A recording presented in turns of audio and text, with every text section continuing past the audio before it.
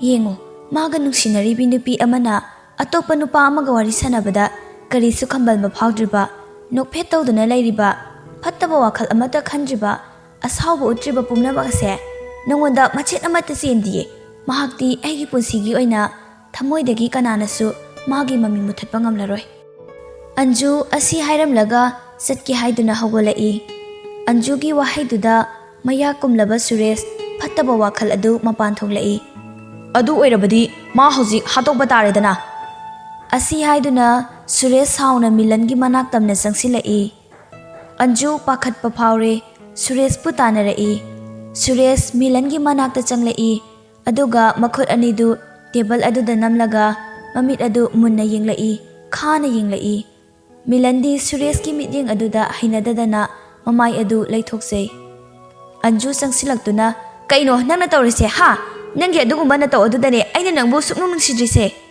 Suresh Anjugi wa adu tade Milanda munna yengladuna Milangi collar paikhatuna chingkhatli nang yam phawbro Milan kaidoba yawrage aina Suresh aigi punsigi khwaidagi maru oiba ama nangna mulle Milan gyantai mana hairibadu Anjuni haiba Milan ai gyan tadre kari wafamno Suresh adudi tahanba tare asi hairaga Milangi mathabakta khongpakna sapu kanna kausili Milan khongpham khara halaga longna tai Milan hanadagi heart kanabagi sor honbaga khara ware amukka hena sor honba wakre Milan mamai ngangsili sor adu sangna holaduna awaba khangli Milan hagotpa ngamdre Anju singsilaktuna Milanbu haugatpi da Milan sopro Milan yamwana sor sangna holaga sokte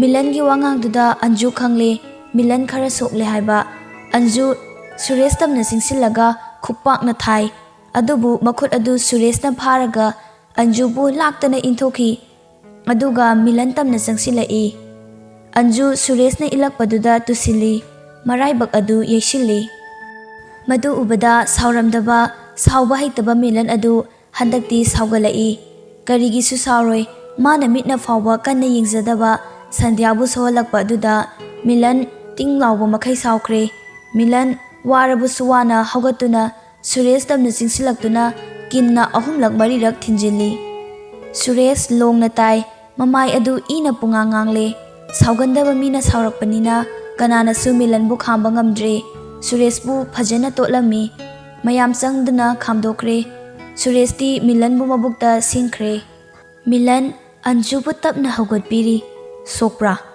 Anju Milanbu yengladuna sokte da Milandi Milan thoklosilao Milana Anjubu pukhatuna thoklai gari adu thauduna halai Milan kari wakhal khalurabano khangde yumlomdadi tholaktre ahangba mi leitaba yamna chikpa chingya amada thauduna lai Anjusu karigomba amata haide adum tumina tongli Milan swaida achikpasida ngayak phamse Anju anidu punna phamthai Milanna Sandhya Anju Milan Sandhya bu munna yengli mamit adu mapisu leptana sintharai madu ubada Anjuna sangsilaktuna mapi adu taithokpiri Anju da Milan kapkano amukta miga khana jadriba ingna sikna leijaba da Milan bu aina ngasidi mi khana haleko Milan Sandhya mingtama kawi wadi amata nganglakte Anjuna ngasidi da Milan aigi lamhelabi thamoi ase nangonda lepkhrabane amuk hana kanada supiraroi nangbuta lacharabane ai soikhre nafamda minamba ama ngangbagi adubu ai amuk hana nangonda wahalaroi amuk hana ai oidaba nganglaroi ai nangbu thamoi sengna nungsiye Milandi Sandhyagi wahaiduda makhol thoktana thamoida kapsari Sandhyabu mitpham hongdana mitlu piranga loinana yenglai Sandhya ngasi nangna aibu thamoi sengna nungsibiba mikup asidadi aina yamna harawi adubu madu uthokpagi thongna pumba ifamda leitre aisu nangbu thamoi sengna nungsiye pumnamakna nangbu nungsibadagi aina nangbu nungsibana ihen helamgani.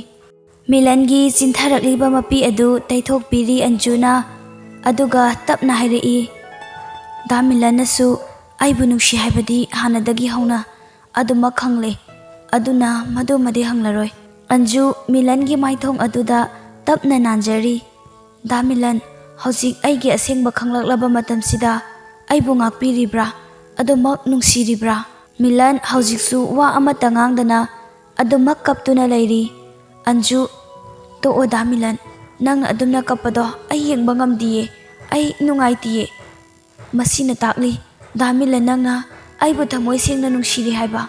Milan yamna tapna Anjuda yengduna mangak adu haifet hairei aduga hairei.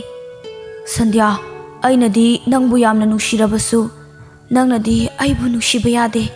Aibu nungsigano. Anju nungsini aigi punsina lairikai Da Milanbu adum nungsikini. Milanna Sandhya, nangonda kainabagi maichak ado aina piba pamde aduna madu thokdringai aibu nungsigano. Anjuna Da Milan aibu warauriro ai lale haiba amuk hana wahalaroye Da Milanbu kapalaroye. Milan Sandhya, aigi thamoi se puba ngamlaktre nang ifamda yetlanuwo. Anju Da Milan aina yetpa oina thoklabra. Milan Sandhya, aina warakpa mikupta nangbu ningsingduna pothajaribane. Nangi wakhaltabu khanduna nokjaribane. Nangna pumnamakni khanjaribane. Aise mangau thina humlakpa nungsit amana thatpikre. Milangi wahaiduda Anju ngakna yenglai.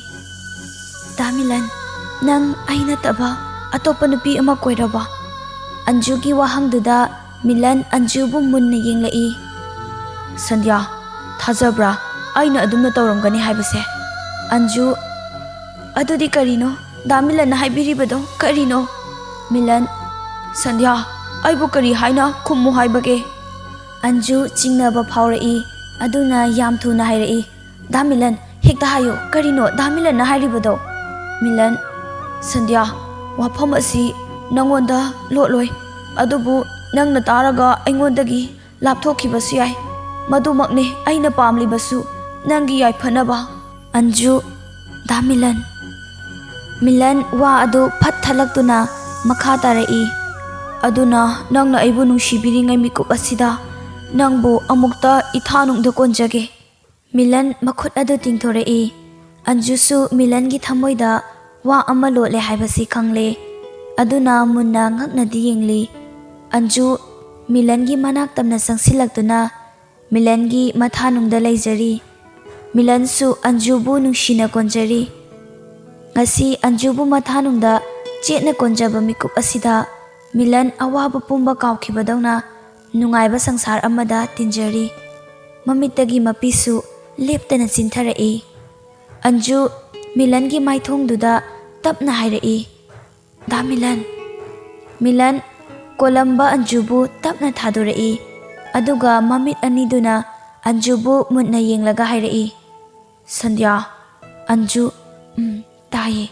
Milan aise nangna nungsibada nangonda maichak ama pigadaba oibanina aina nangbu aingonda nungsigano hairibane.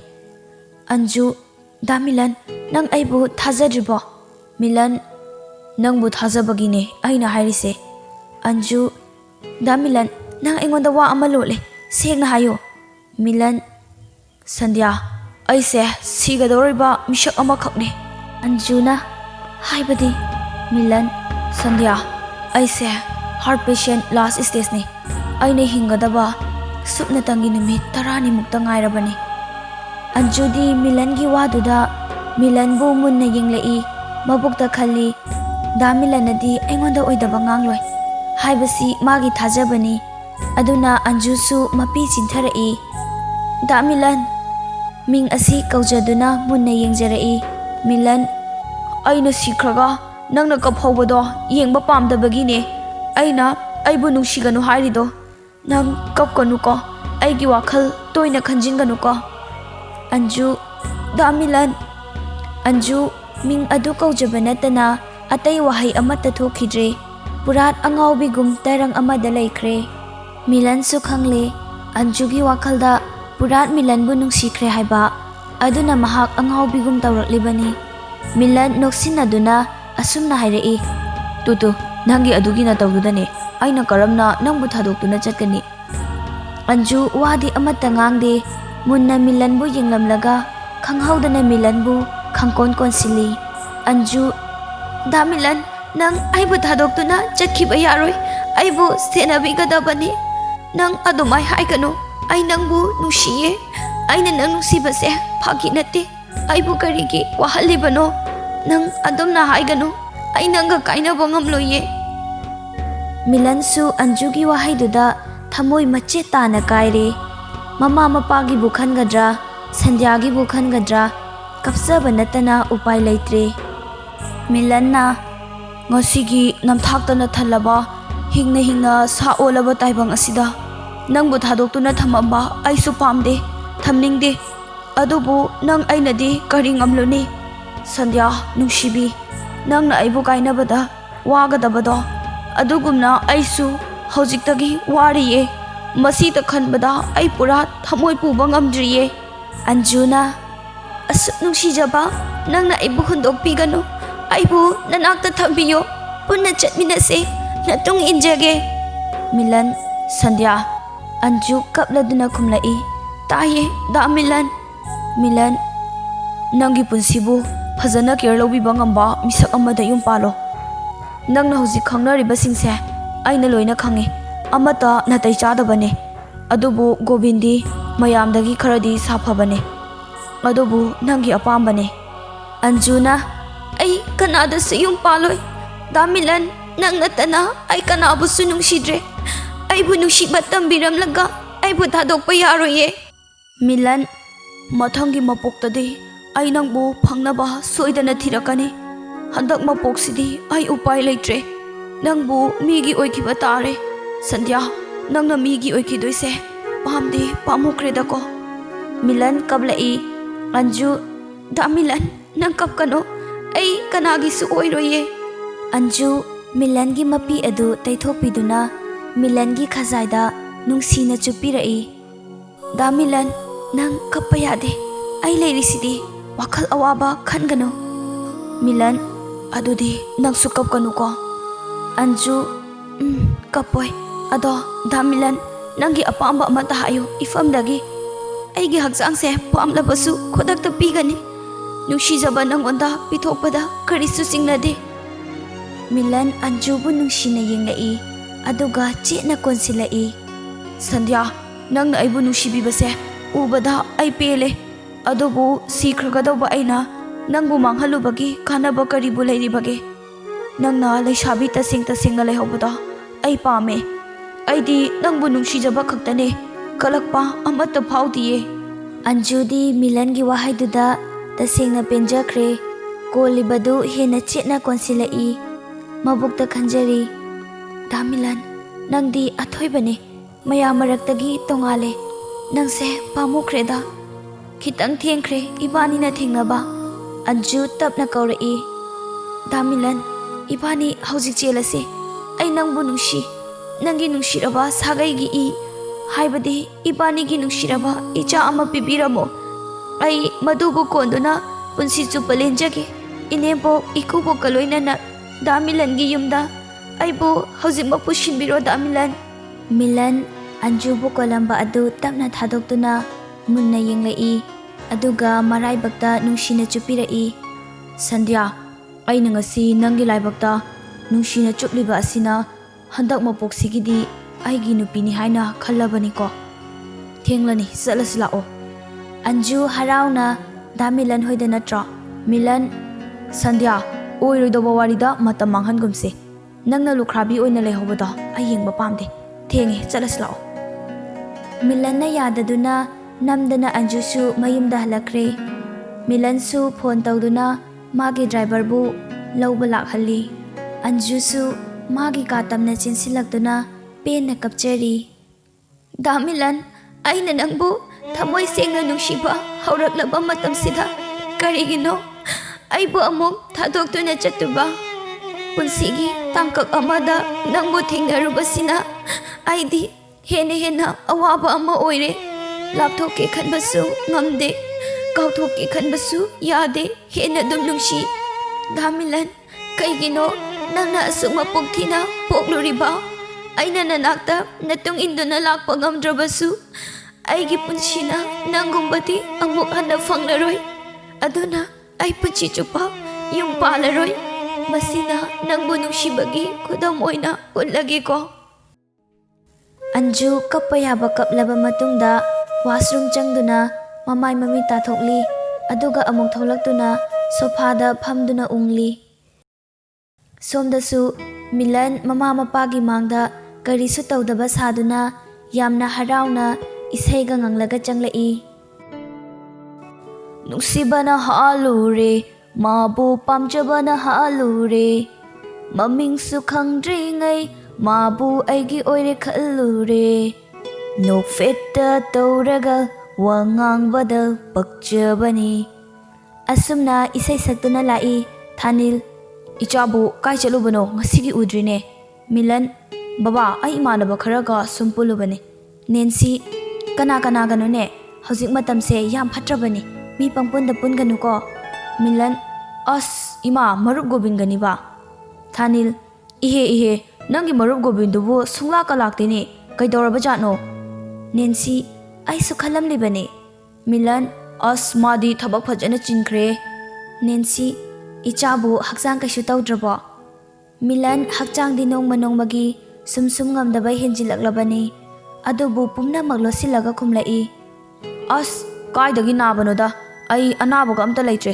लोय फक्रे अदुगी सरुक नुपी थिजलदबने मथंग थादा थानिल हा नुपी बु लेरबने इचाबो मिलनना खुंगे तौबदा नेंसीना सत खुमलाई संध्या हाइबदु नत्रा मिलन माने मसका फजग्रजानिदना मौ नुपीदोइमा मथंग थादा चेलदबने असी हाइरमलगा ngसाइगी इसै मखा अमुक सक्तुना लागली हाई फेट लुक थरगा येंखटपदो फजबनी कनानु करिनोदि खंगदना वखल सागतपदि आयोख्रे मिलन मागी का हेक योबगा ममा मपा उररोय हेक खंगबगा नुकलंबा माइथोंग चपलेपी अदुगा पेना कबलई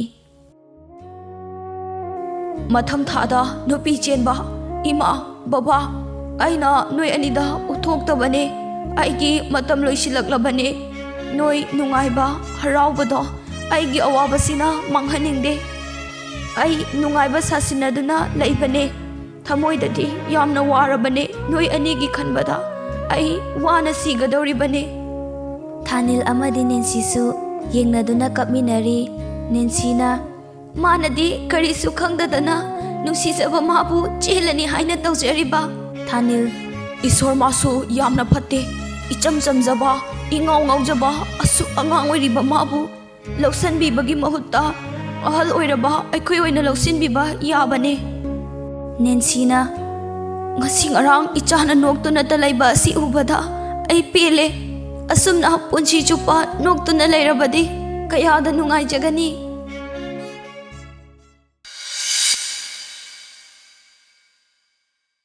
अंजू वारी लीरिंगै तंजादुदा ममा nganbi changlai machanupibu कौकौदुना ममाना कौरकपा अदुदा अंजू वारी लिरंबा अदु चपलेपी अंजू मपी अदु तैथोई nganbina असा नुमि तारकदोरेने इचाबु हनखिरोइद्रो असाना इमा हंदुइने चटलदबने nganbi फरे फरे अदुदि ममजिंगाइदा चटनबा तौरो मतमसे याम फट्रेको असी हाइरमलगा nganbi थोक्रे असा अस वारी नुंगाइरा कांसिदा अंजू आई चलगे वारी मखादो नोंमा सोइदना लागा तारगे अदो नंग वाखल पंखंदा खंजिंगनुको अंजू खुमदे हाइबगुम मंगक अदु नोमी असासु मयुमदा हलकले अंजू मागी कादा कपतुना लैरी दामिलन नंग नुंगाइना इंगना चिंगना लैरे बाक्ता लैबा ओयुको आइसु ngasi hauduna damilangi ipok numit khuding chara henduna damilanbu ningsinglake madu uraga leirebakta nokna layuko Nancy amadi thanilsu machagi sorat adu loiraduna imungda tumina ungduna phamli Nensina Moi baba Ibanisu Lairiba property pumba Laita laida singda Pithok lamlasi Aduga binabo da chatkrasi Punchi chupa lining duna lairasi Thanil Aduna farani Ichana chatkrabada Lanthum pumba arembani Ichabu Ichagi mathangi chahigi Piro esi loiraga chatlasi mama Nancy Hoi moi baba